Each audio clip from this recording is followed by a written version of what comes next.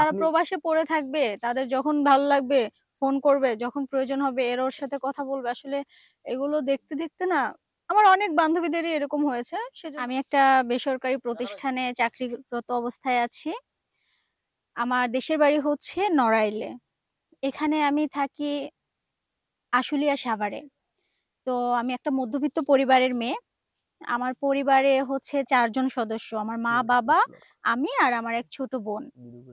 এখন আমি চাচ্ছি আমার জন্য একটা জীবনসঙ্গী। অর্থাৎ মানে আমি যেরকম মধ্যবিত্ত পরিবারের মেয়ে, সেরকম আমার জীবনসঙ্গীও সে মধ্যবিত্ত পরিবারেরই হোক।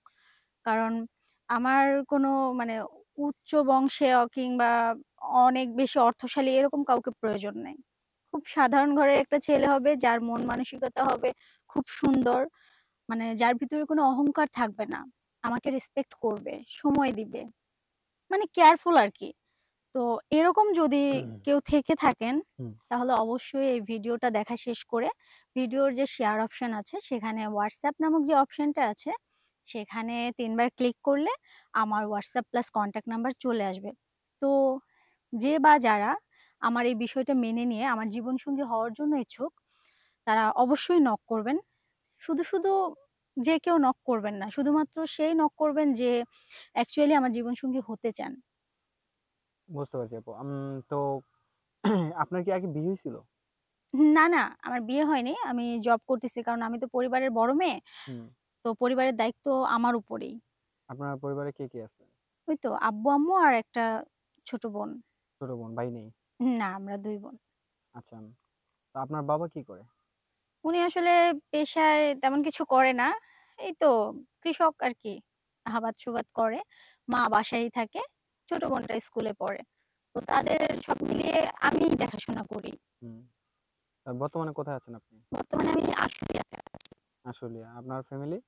ওনারা এখানেই আছে। আশুলিয়ায় আছে। হ্যাঁ, হ্যাঁ। আচ্ছা, তো কিরকম বয়সের ছেলে চাচ্ছেন? বয়স তো আসলে কোনো ব্যাপার না। বিষয়টা হচ্ছে মানুষটা কেমন। তবুও বয়সের কথা যেহেতু জানতে চাচ্ছেন সেহেতু আমি বলতেছি। ৩০ থেকে ৪০ এর ভিতরে হলেও কোনো সমস্যা নেই। কারণ আমার তো 28 চলতেছে। কারণ আমি যেহেতু সবার বড় তো আমার ক্ষেত্রে ১০-১২ বছরের বড় হইতেই পারে। সেটা কোনো ব্যাপার না। ১০ বছর বড় হইলেও চলবে, আর যদি কম হয়? তাও চলবে কোনো সমস্যা নেই। কম হইলে চলবে? মানে আমার থেকে বয়সে একটু বড় থাকলেই চলবে সেটা বোঝাচ্ছি। না, আমি বলতে চাইছি যদি বয়সে একটু কম হয় আপনার থেকে? মানে বয়সে আমার থেকেও কম আসলে বললাম না বয়সটা কোনো ব্যাপার না যদি মানুষটা সঠিক হয়। না, ওই যে প্রিন্স যে কি জানি মামুন আর লায়লার মতো যদি হয় আরকি, হবে, সমস্যা কোথায়? করবেন? হ্যাঁ, অবশ্যই করব। তাকে দেখব, জাস্টিফাই করব যে সে আসলে মন মানসিকতার দিক থেকে কতটা ভালো। যদি সে ভালো হয় তাহলে আমার বয়স নিয়ে কোনো অসুবিধা নেই। আচ্ছা, আপনি বললেন যে আপনি মধ্যবিত্তের সন্তান, মধ্যবিত্ত ছেলে চাচ্ছেন। হ্যাঁ, তো এখন যদি কোনো প্রবাসী ভাই যদি আপনাকে বিয়ে করতে চায় তখন সেক্ষেত্রে কি করবেন? না কোনো প্রবাসী ভাই যদি বিয়ে করতে চায়, আসলে আমার না প্রবাসী বিয়ে করার কোনো ইচ্ছা নেই।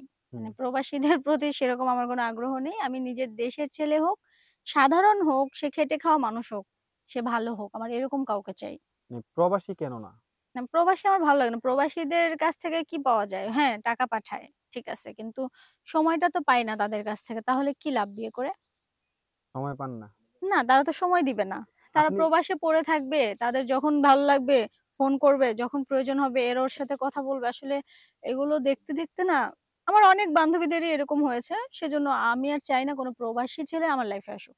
আচ্ছা, তাহলে আপনি কি মানে চাচ্ছেন যে টাকা-পয়সা কিছু চাই না, শুধু আপনার ভালো মনের মনের একজন মানুষ দরকার। চাহিদাটা চাচ্ছেন আপনার?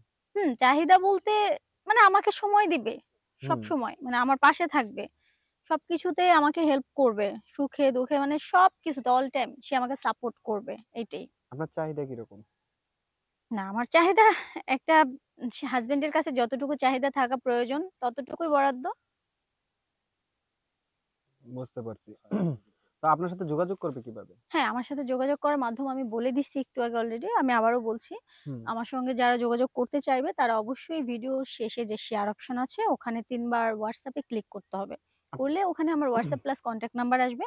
তো হুম। সেখান থেকে তারা আমার সাথে মানে আচ্ছা, নক করে আপনার যোগাযোগ করবে। WhatsApp নাম্বারের মানে শেষে ২ টা সংখ্যা বলতে পারবেন? হ্যাঁ, আমার WhatsApp নাম্বারের শেষের ২ টা সংখ্যা হচ্ছে লাস্টে 48 48। হুম। মানে যে ১ম এ যে নাম্বারটা আসবে লাস্টে 48 4-8 থাকবে। থাকলে ওইটা আপনার ফোন নাম্বার হবে। হ্যাঁ, হ্যাঁ, হ্যাঁ।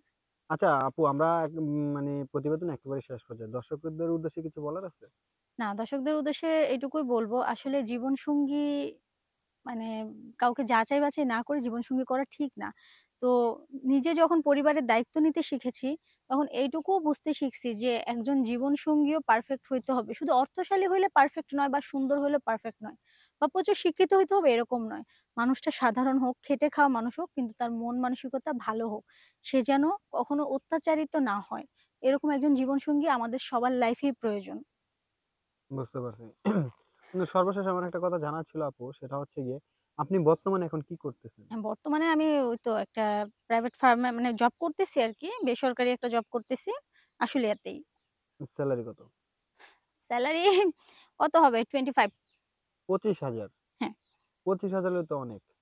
আসলে ওইটাতে আরকি ছোট বোনের পড়ার খরচ, পরিবারের টুকটাক খরচ হয়ে যায়। মানে কোনরকম হয়ে যায়। হ্যাঁ, হয়ে যায়।